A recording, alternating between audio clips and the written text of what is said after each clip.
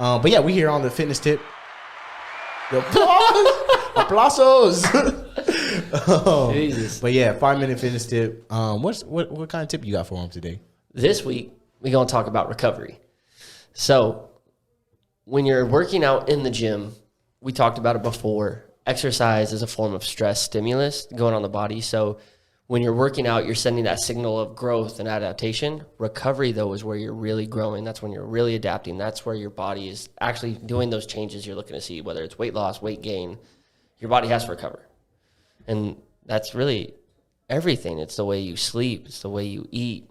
It's the way you drink water, hydration. Yeah, literally everything. What's your biggest form of recovery?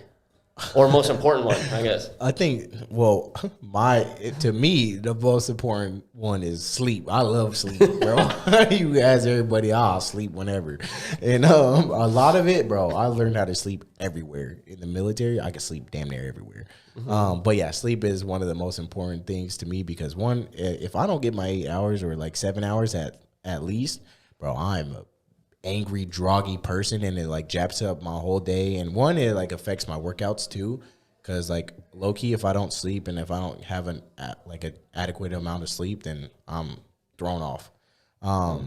But I think the biggest one also is water, like water intake and like being hydrated, bro. Like a lot of people ask, how much water do you need?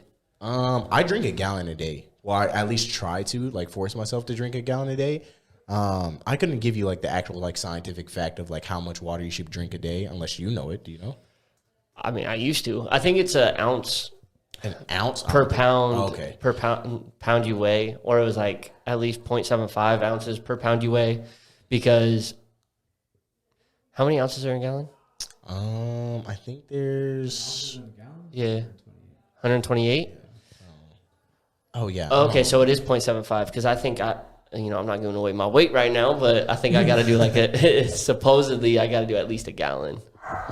Yeah, I mean, water is super important because one, if you're not hydrated, you can literally feel like tired and droggy just because you're not getting enough water in your body and like you're being dehydrated. And a lot of people think of like dehydration and they think of like SpongeBob with no water in him. He's like legit dry. Exactly. Like people think of that, and it's like really like water intake and the amount of water that you get, well, one, like helps with your skin, like skincare and like keeping your skin hydrated. Two, it helps with like fatigue and muscle fatigue. So like if you're not like getting enough water, you will feel fatigued and you will feel tired. So like a lot of it goes into water, and then also our muscles are made up of literally water. So yeah, water intake. Yeah, water intake's huge. Sleep is huge. I would say 7 hours minimum for me. What would you pick? What would you like? Most important for recovery? Well, since you said 2, I'm gonna say 2. All right. It's sleep and nutrition. So I guess you could say that's water. But if you don't get enough calories in over time, you're not gonna be able to recover. Like, I guess overtraining, people argue if it's a thing or not. But I think if you don't have the right recovery system, you can't overtrain. Like, if you're grinding 7 days a week in the gym and you're eating like one salad a day, like, you are going to burn yourself out. So just making sure you have the adequate amount of nutrients for your program, whether you want to gain weight or lose weight. If you're trying to gain weight, you need that calorie surplus. If you're trying to lose weight, you need that calorie deficit, but not enough. Not such an extreme deficit that you can't recover from. Yeah. So, and then sleep, because we could go down a whole rabbit hole of like what the body does when you're sleeping and like the different stages of sleep. But I think just getting that sleep, I know I myself think that's so important because I struggle to go to bed at night. Yeah. I have like this it's not insomnia, but it's because I work so much during the day, or I have my mind running so much during the day, and I feel like I'm at the whim of others a lot during my waking hours, that when I get home at night, you want to stay up. I feel like I want to stay up because now I'm finally getting time back for myself, and I'm trying to like be selfish. Yeah. It's not quite like FOMO, fear of missing out, but it's like a fear of not being in control of my time again, because at night I have that control. So I'm the same way. How do you combat that? Low-key just I think a lot of people struggle with that. Yeah. Low-key, it's like having a good like work-life balance. Mm-hmm. You have to understand, like, you got to make time for yourself. And you got to make time for like an adequate amount of sleep, and then also enough time for yourself to like recover and have like a good like social environment, while also keeping like a nice work environment. But yeah, having a good work-life balance is like the only way you can kind of combat that.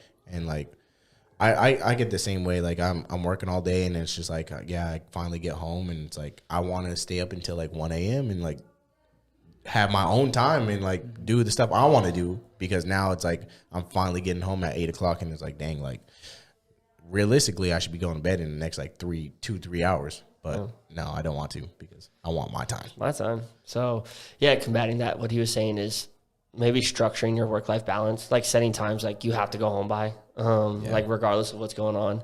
And when you do get home, maybe doing something for yourself, like checking a box on something. It could be something so small as like doing a 10-minute walk with my dog.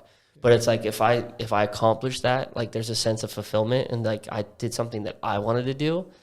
That's one thing. And then also, getting away from your phone probably like 30 minutes before you truly want to go to bed. So if you want to go to bed at 10, like make sure you set that phone down, plug it into charge or whatever away from you to where you can't grab it at like 9:30 at least, right? Because otherwise you're going to keep yourself stimulated. You keep your mind running, and then that's where you get closer to that fear of missing out. But as far as like the selfish time is just doing something for yourself before you do lay down, and being aware that that's one of the things that's keeping you up also, right? So yeah, no, I think that was great. Because everyone knows they're on their phone scrolling and then they go into the abyss. Yeah.